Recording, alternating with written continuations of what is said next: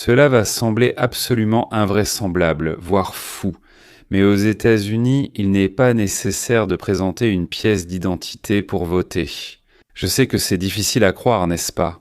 On parle d'une démocratie développée, mais un des partis, et comme vous le savez, nous avons deux principaux partis, il y en a quelques petits aussi, mais deux principaux, eh bien, l'un des partis principaux. Ils s'y opposent farouchement. Ils tiennent fermement à ce qu'il soit absolument impossible d'exiger une preuve que tu es bien la personne que tu prétends être. Tu viens et tu dis « Je suis cette personne, voilà la preuve ».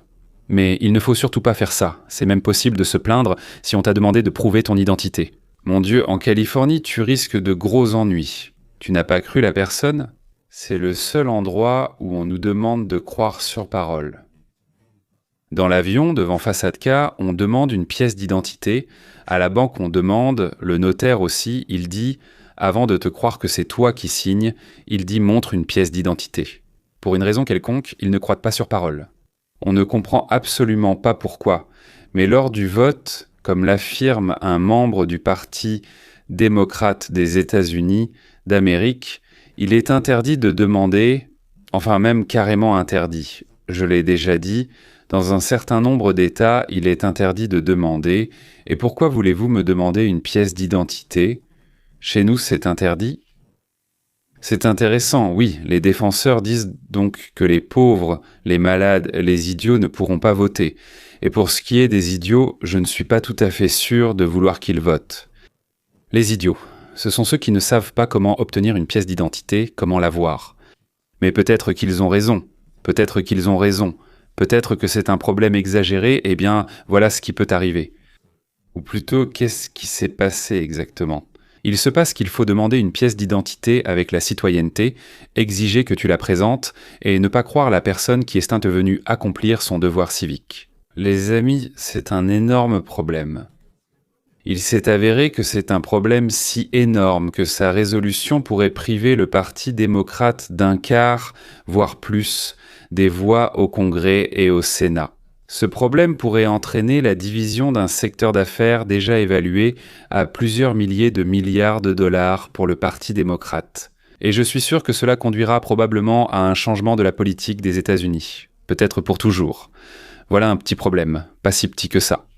Ce détail pourrait aider à changer un grand nombre de lois, à assainir le marécage de Washington et à orienter le pays vers le libre marché, la liberté et un retour aux origines des États-Unis. La dépendance de l'État. Il n'y avait que des pères là-bas. Il n'y avait pas de mère, aucune femme n'était présente. D'ailleurs, en y réfléchissant, Kiev n'est pas au niveau... Il n'y avait aucun noir, aucun italien, aucun, d'ailleurs, juif, ce qui est surprenant, n'est-ce pas? Oui, eh bien, aujourd'hui c'est étonnant.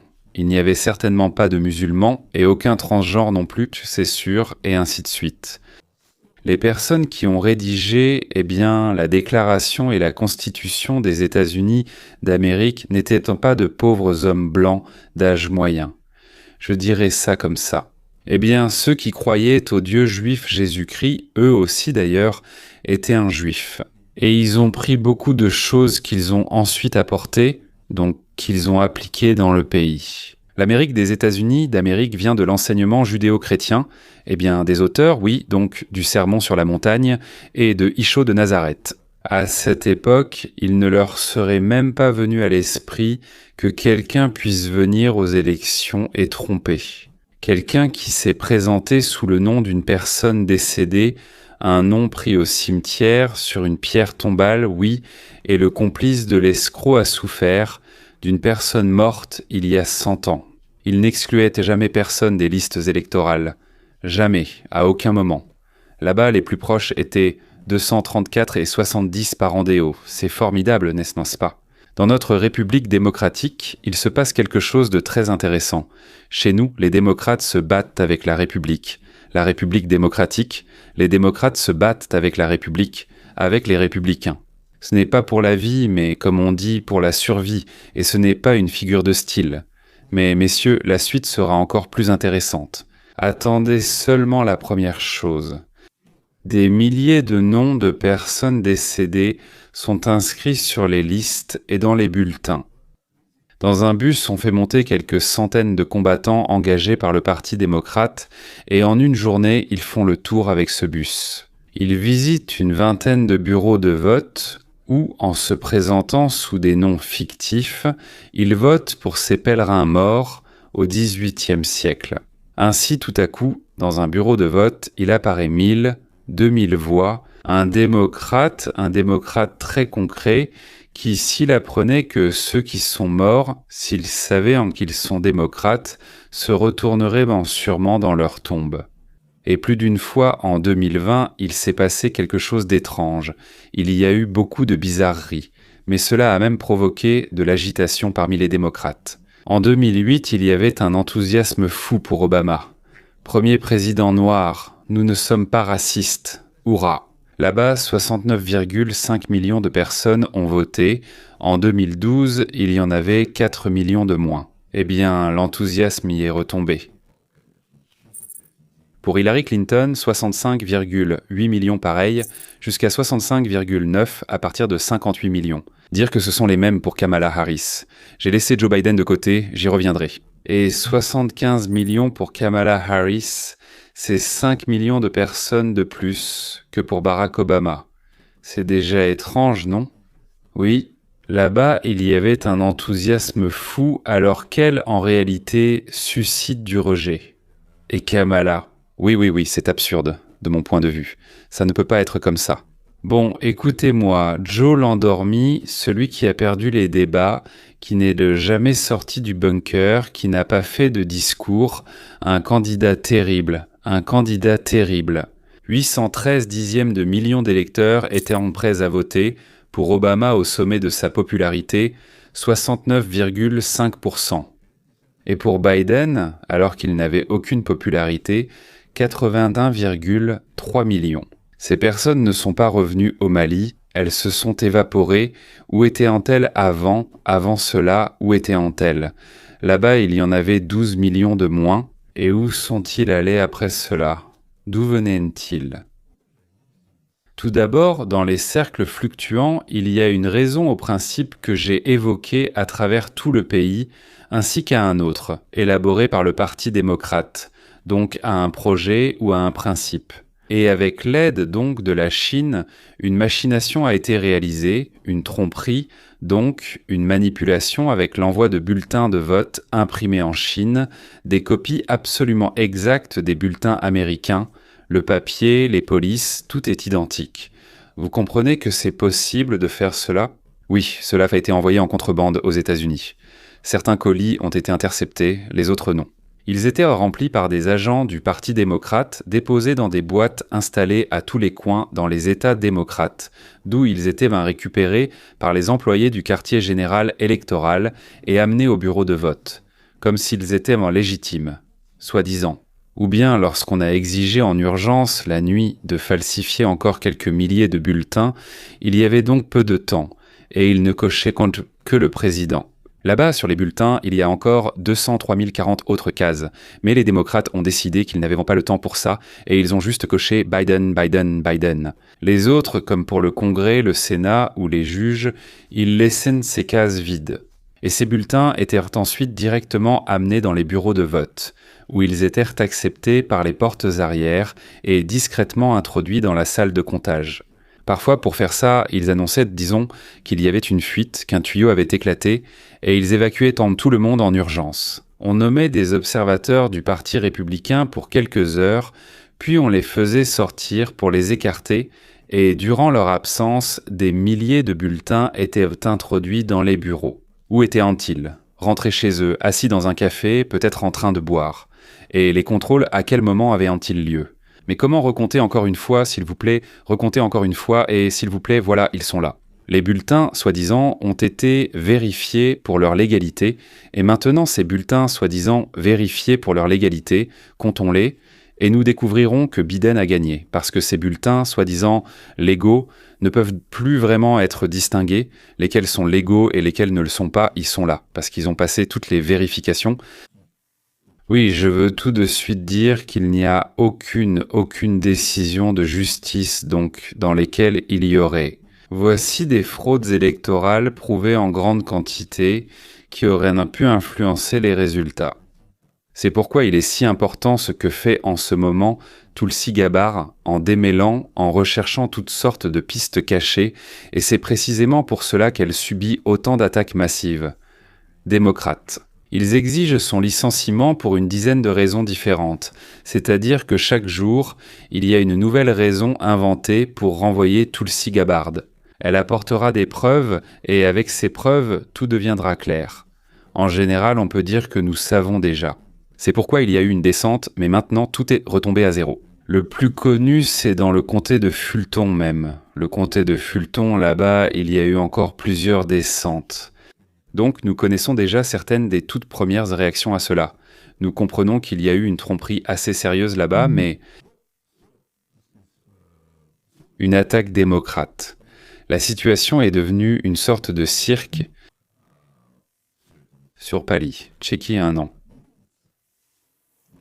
Stanislav Oliel, Gzawilié Nianitz. Il semblait que ces trois derniers, il était là, les autorités se disputaient.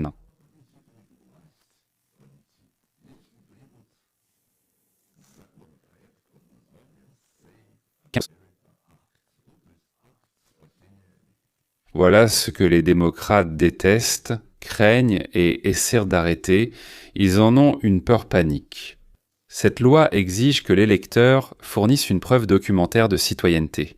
Qu'est-ce que cela signifie? Eh bien, peut-être un passeport, non? Si vous n'avez pas de passeport, alors 2 certificats de naissance ou cela peut être remplacé par un document de naturalisation plus une pièce d'identité. Avec photo. On ne peut pas juste présenter un permis de conduire, surtout ce qu'on donne en Californie à tout le monde. De plus, la loi exige de nettoyer les listes, c'est-à-dire de supprimer toutes les doubles inscriptions, la même personne avec différentes adresses ou avec des orthographes différentes des noms et prénoms. Quelque chose d'autre pour que ce soit clair. 83% des Américains, ni démocrates ni républicains, 83% des Américains exigent que les électeurs prouvent qu'ils sont citoyens. Mais le Parti démocrate tient bon. Il tient comme un mur de tromperie totale et de mépris pour l'opinion des citoyens, c'est-à-dire des électeurs. Qui se soucie des électeurs? On risque de perdre la mangeoire en ce moment. Beaucoup de personnes élues, s'il n'y a pas, pour ainsi dire, s'il n'y a pas de falsification, s'il n'y a pas de tromperie, de manipulation, ils perdront leur poste très lucratif. Le drôle, l'amusant, l'étonnant arrivera très bientôt. Je le promets, ou comme le disent mes parents géorgiens, je le jure, je suis sidéré, mesdames et messieurs, je suis tout simplement sidéré. Alors, comme on disait dans le sud de la vaste et incompréhensible patrie des éléphants, je les adore. Ainsi, après 40 ans de lutte, les républicains ont réussi, le 11 février 2026, que ce jour soit béni, avec un score de 208. 214 contre 213, c'est-à-dire tous les républicains plus un démocrate contre tous les autres démocrates ont adopté. La loi sur le sauvetage de l'Amérique, c'est vraiment un acte de sauvetage de l'Amérique, si elle est adoptée au Sénat, et c'est ce dont nous allons parler maintenant. La Chambre basse a donc transmis l'acte au Sénat, où le chef des démocrates au Sénat, le chef des démocrates, le chef du Sénat, le chef des démocrates au Sénat. Chuck Schumer a annoncé qu'il allait le bloquer et se battre de toutes ses forces en attaquant le droit de vote. C'est intéressant, juste pour votre information. La France, l'Angleterre, la Belgique, les Pays-Bas, la Suède, la Suisse. Je peux continuer à les énumérer pendant encore une demi-heure. Ce sont précisément ces pays-là. Là-bas, ils exigent une preuve obligatoire que la personne qui vote est bien citoyenne, c'est-à-dire qu'ils attaquent tous le droit de vote, le droit humain, le pays et le droit de leurs propres citoyens ou non-citoyens. C'est tout à fait remarquable. Et ils ne pensent même pas qu'il soit possible de faire autrement.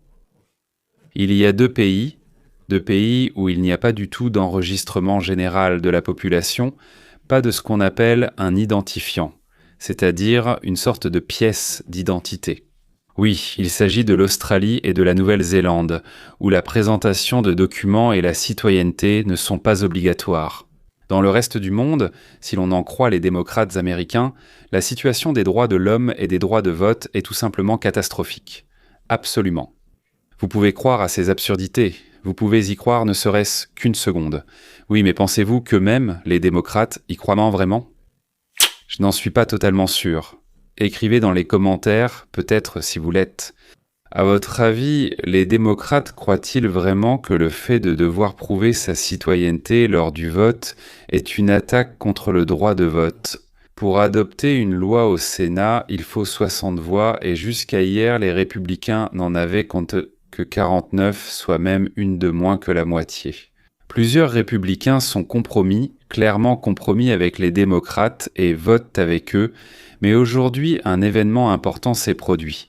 La sénatrice Collins, une républicaine, a rejoint la demande de ses collègues républicains d'adopter ce projet. Au total, il y a maintenant 50 voix du côté du bon sens, plus la vice-présidente, cela fait 51, c'est-à-dire que c'est tout. S'il fallait 51 voix, alors ils auraient gagné, mais il en faut 60, donc écoutez la suite. Ce n'est pas suffisant pour que cela passe, mais cela donne aux républicains la possibilité de dire que le projet n'est pas radical. Un projet radical fonctionne partout dans le monde, mais chez nous, il est devenu radical. Alors qu'il ne l'est pas, il est tout à fait raisonnable. Le soutien de Collins permet d'intégrer des parties de cette loi dans d'autres projets de loi qui nécessitent 51 voix et non 60. C'est-à-dire faire passer la majeure partie de cette loi, comme on dit, par morceaux, sans en faire une loi distincte. Ce n'est pas encore la fin de ce système ignoble et sournois, bien sûr, que défendent les démocrates, mais c'est déjà un pas dans la bonne direction, et nous sommes heureux que ce mouvement ait commencé. Et maintenant, place au choc. Nous parlons de millions de clandestins relâchés dans le pays par Biden. Nous ne comprenions pas l'ampleur de l'importation de ces futurs électeurs du Parti démocrate. Ces profiteurs, et quels profiteurs! Regardez ce graphique. Il est impossible de croire à ces chiffres, mais c'est la vérité. En 4 ans de mandat de Biden, les démocrates ont amené aux États-Unis 5% de la population du Honduras 6%, de la population d'Haïti 7%, de la population de Cuba et 8% de la population du Nicaragua. C'était une migration massive de pays entiers vers les États-Unis, où ils étaient installés dans des districts à majorité démocrate, mais à la population en diminution. Pourquoi précisément là-bas et pourquoi la population diminuait-elle ? Les Américains fuirent les États et les districts dirigés par les démocrates, car la vie y devient beaucoup plus difficile et cela se remarque fortement. Ils fuient l'Illinois, la Californie, New York, et ils vont au Texas, en Floride et dans d'autres États républicains, c'est-à-dire qu'ils vivent mieux dans les États républicains. Et donc, les démocrates ont de moins en moins de gens, mais si les démocrates ont moins de gens, même pas forcément des citoyens, peu importe, des gens, alors ils auront moins de sièges au Congrès. Et aussi quand une ville ou un État est entre les mains d'un démocrate. Ils font facilement voter des non-citoyens, puis leur donnent une carte d'identité et les laissent voter, même s'ils ne comprennent pas un mot d'anglais. Et ils ne peuvent même pas remplir les bulletins à cause d'un sandwich. Enfin, ils vendent leurs droits d'aînesse et maintenant, c'est juste pour une bouchée. Pourquoi les compagnies d'assurance soutiennent-elles le Parti démocrate et adorent ce que nous appelons Obamacare ? Vous allez entendre quelque chose, puis j'expliquerai. Et pourriez-vous expliquer, à propos des personnes fantômes qui sont comptées dans ces 24 millions, nous ne croyons même pas qu'ils soient vraiment 24 millions, n'est-ce pas? Pourquoi? Le Congrès des États-Unis ? Virginie Fox essaie de comprendre pourquoi l'État, selon la loi Obamacare, paie pour 24 millions de soi-disant pauvres miséreux. Et 12 millions d'entre eux n'ont jamais consulté de médecin, n'ont pas acheté de médicaments, ne sont même jamais allés à la pharmacie, n'ont pas reçu de vaccin que nous payons. Nous sommes 24 millions, nous. Ce sont les contribuables. Environ 40 millions de dollars par an. Donc, sur 24 millions, il est assez inquiétant de réaliser que près de 12 millions de personnes n'ont pas soumis une seule demande médicale l'année dernière. Pas une seule. Vous ne pouvez pas me dire que ces 12 millions de personnes n'ont eu aucun recours médical. Ce sont des personnes qui sont automatiquement assurées sur les bourses et elles ne savent pas qu'elles ont une assurance maladie. C'est pourquoi elles n'ont pas fait de demande. 12 millions de personnes ne savent pas qu'on paye pour elles et qu'elles ont une assurance maladie. L'État paie 1 400 $ par an pour chacun d'eux. Pour 12 millions de personnes, nous versons environ 20 milliards de dollars chaque année aux compagnies d'assurance, 20 milliards de dollars aux compagnies d'assurance. Pour rien, mais comme il s'est avéré, pas pour rien. Les démocrates, pour une raison quelconque, exigent constamment de verser des sommes de plus en plus importantes. Tu creuses et découvres soudain que tu prends là-bas une des plus grandes entreprises. United Health Group a donné en 2024 82% de ses contributions à Kamala Harris et seulement 18% à Trump. Eh bien, pour avoir l'air impartial, ils donnent aussi un peu à l'autre. Mais tous les autres assureurs ont aussi donné 5 fois plus à Harris qu'à Trump. 5 contre 1. Qu'est-ce que ça veut dire? Cela veut dire qu'ils font tellement de choses, trouvent et récupèrent tellement d'argent quand les démocrates sont au pouvoir qu'ils s'en fichent de notre avenir, du plein succès, du bien-être de l'Amérique et même de vous, de nous, de tout, sauf si c'est gratuit. Obtenir 20 milliards de dollars, c'est seulement ce que nous avons découvert, seulement ce que nous avons vu en surface. Ils avaient des frais médicaux. Mais devinez quoi, ces compagnies d'assurance contre lesquelles les démocrates se battent et pour lesquelles ils obtiennent ces grosses subventions ont quand même reçu leurs subventions, alors que le peuple américain n'a pas eu accès aux soins médicaux. Les compagnies d'assurance maladie reçoivent des paiements pour 12 millions de personnes qui n'ont jamais fait de demande d'indemnisation. C'est vrai. C'est vrai, cela s'est produit seulement en 2024. Autrement dit, il y a du vol à chaque étape. D'après moi, l'Obamacare a été créé justement pour voler. Vous pensez que les assureurs ne reversent rien à personne? Un policier ne tiendrait pas longtemps à son poste dans la Russie des bandits s'il ne versait pas une part importante de ses gains à ses supérieurs pour avoir le droit de collecter des amendes. Et ces gains sont malhonnêtes, frauduleux, criminels, comme à la police routière de Moscou, dans les services municipaux, partout en fait. Mais aux États-Unis, au Congrès, au Sénat, chez les gouverneurs, chez les maires, c'est organisé différemment. Bien sûr, chaque pays, chaque peuple, chaque époque a ses spécificités, mais l'essence reste la même. Celui qui ne nous vole pas ne monte pas en grade, parce qu'il n'a rien à transmettre à la hiérarchie, et alors il n'y a aucun intérêt pour les supérieurs à promouvoir quelqu'un qui ne leur apporte rien. Et même pour les bonnes actions, et de leur point de vue, il faut aussi donner. Par exemple, si tu n'as rien donné au Parti démocrate, tu n'as pas été promu. Je ne sais pas pour les républicains, mais à notre époque, il semble que ce sont surtout les démocrates et le Parti démocrate des États-Unis d'Amérique qui volaient escroquaient faisaient comme ça de la délation et continuent de le faire. Pourquoi en est-il ainsi ? Eh bien, historiquement, peut-être que cela donnait des pots de vin, ceci luttait contre la corruption, où certains ont commencé à accepter des pots de vin, alors que d'autres ne le faisaient même pas. Je ne sais pas pourquoi, mais le fait était que les démocrates sont une organisation tellement pourrie que même si une partie des républicains l'est aussi, on choisit quand même, bien que, aujourd'hui avec Trump, il n'y a pas ce sentiment que le mouvement MAGA, Make America Great Again, ce sont des voleurs, des bandits, des escrocs.